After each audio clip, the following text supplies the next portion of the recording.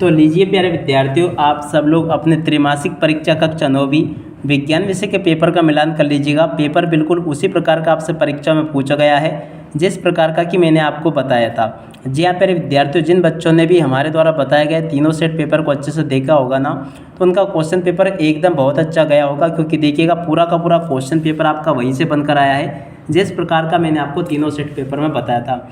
फिर भी एक बार आप सब लोग अपने सही आंसर का मिलान कर लो, जिससे कि आपको ये पता चल जाए कि कितने नंबर के क्वेश्चन आपके सही हुए हैं और कितने नंबर के क्वेश्चन आपसे गलत हो गए।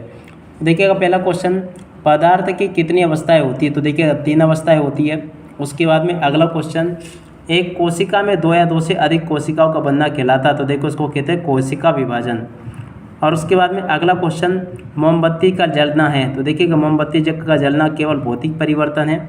अगला क्वेश्चन पढ़ते हैं, किस वस्तु के वेग में परिवर्तन की दर को कहते हैं? तो देखिएगा इसको त्वरण कहते हैं। त्वरण इसका राइट आंसर आ जाएगा। 5वां क्वेश्चन पढ़ते हैं, निम्नलिखित में से किन तत्वों की परमाणुकता 2 होती है? तो देखिएगा ऑक्सीजन एवं हाइड्रोजन तत्वों की परमाणुकता 2 होती है। और उसके बाद में अगला क्वेश्चन पढ़ते हैं, एक तत्व के समस्थानिक में होते हैं, तो देखिएगा न्यूरॉन की अलग अलग संख्या होती है, इसका राइट आंसर किया जाएगा। और उसके बाद में चलो हम आगे बढ़ते हैं, आगे के क्वेश्चन और उनके आंसर को देखते हैं। तो देखो यहाँ से आप सब लोग पढ़ लो, बर्फ का गलनांक के होता है, तो देखिएगा 273 के होता है, इसका राइट आंसर ये आ जाएगा। उसके बाद में देखो, बर्फ जल तथा जलवाष्प के गुण एक समान होते हैं, तो देखो यहाँ पर आपको एक समान लिख देना है। और समसूत्री विभाजन कोशिकाओं में होता है, तो देखिएगा यहाँ से आप सब लोगों को देख लें 2 कोशिकाओं में होता है। उसके बाद में गति की देखिएगा गति की मापन इकाई है, तो देखिएगा यहाँ पर आपको लिख देना है SI, गति का SI मात्रक है मीटर प्रति सेकंड, इसका राइट आंसर होगा। उसके बाद में देखिएगा अगला क्वेश्चन, निश्चित आवेश युक्त परमाणुओं का समूह कहलाता है, तो देखो इसको कहते हैं परमाणुिक आयन, इसका राइट आंसर आ जाएगा। अगला क्वेश्चन, फ्लेम ऊतक पत्तियों द्वारा निर्मित भोजन को करते हैं, तो देखिएगा संवेदन करते हैं।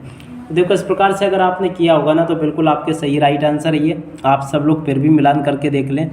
और जोड़ी का मिलान आपका आमने सामने हो गया था, जोड़ी मिलान आपने अच्छी प्रकार से पूरा कंप्लीट कर लिया होगा। यहाँ पर जिस प्रकार से मैंने आपको जोड़ी मिलान बताया उसी प्रकार से आपके पेपर में पूछा गया है, तो आप सब लोग देख लें इसका।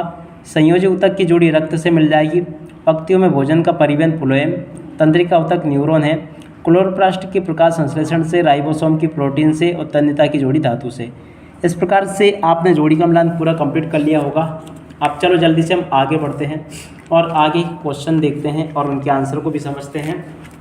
तो देखिएगा यहाँ पर आपसे इस प्रकार से क्वेश्चन पूछे गए हैं। प्रश्न नंबर 4 में आपसे एक शब्द या फिर एक वाक्य में उत्तर पूछे गए हैं। पहला क्वेश्चन पढ़ते हैं, 300 के तापमान पर डिग्री सेल्सियस में क्या मान होगा? तो देखो 26.85 डिग्री सेल्सियस। वे विलयन जिसमें विलेय पदार्थ की मात्रा संतृप्त स्तर से कम हो उसे क्या कहते हैं? तो देखिएगा कहते हैं असंतृप्त विलयन।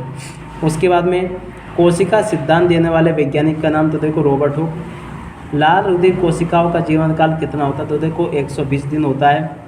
और एक गाड़ी का ऑडोमीटर किसका मापन करता है? तो देखो एक गति एवं चली गई दूरी का मापन करता है, इसका राइट आंसर यह आ जाएगा। और उसके बाद में देखो यहाँ पर लिखा है आवोगार्दो संख्या का मान क्या होता है? तो देखिएगा 6.022 गुणा 10 की घात 23, इसका राइट आंसर होगा। और इसके बाद में देखो यहाँ से आपको सत्य देख लेने थे।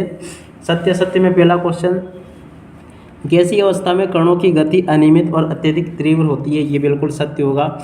मिश्रण में एक से अधिक पदार्थ अनिश्चित अनुपात में मिले होते हैं, ये भी सत्य होगा। कोशिका जीवन की संरचनात्मक एवं कार्यात्मक इकाई नहीं है, तो देखो असत्य होगा। वेग में परिवर्तन की दर औसत वेग कहलाती है, यह सत्य होगा। कैल्शियम का परमाणु द्रव्यमान 40 होता है, तो देखो ये सत्य हो जाएगा। रक्त एवं प्लाज्मा संवेदनी ऊतक है, तो देखो ये भी आपका सत्य होगा। तो इस प्रकार से आपने मिलान कर लिया होगा। बाकी के क्वेश्चन आपसे पेपर में इस प्रकार से पूछे गए हैं, आप सब लोग देख लो इनको पूरा और समझ भी लो। यहाँ तक के सभी क्वेश्चंस मैंने बता दिए। और उसके बाद में देखो इधर आपके पेपर में इस प्रकार से क्वेश्चन पूछे गए हैं, तो आप सब लोग इसको भी देख ले पूरा का पूरा और समझ भी ले।